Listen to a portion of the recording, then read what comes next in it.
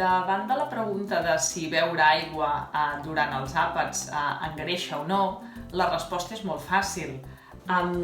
L'aigua aporta quilocalories zero, per tant podríem dir que ni engreixa ni aprima.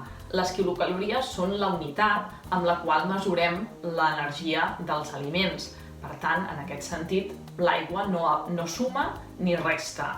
El que sí que pot passar és que si bevem aigua mentre mengem durant els àpats, podem tenir més sensació de plenitud, més sensació de sacietat, i això pot fer que potser mengem menys quantitat d'aliments i ens pot ajudar, en aquest sentit, potser a no engreixar-nos o a aprimar-nos una mica, però no pròpiament per l'aigua.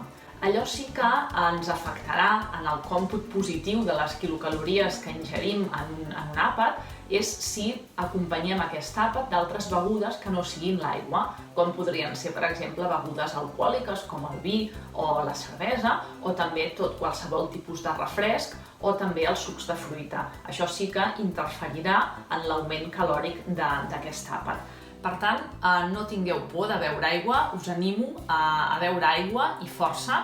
Ara que ve l'estiu, que ve el bon temps, seria necessari que una persona adulta ingerís aproximadament entre 1,5 litres i 2 litres d'aigua al dia, i si fa molta calor, practiquem esport, estem a l'aire lliure, doncs fins i tot una miqueta més.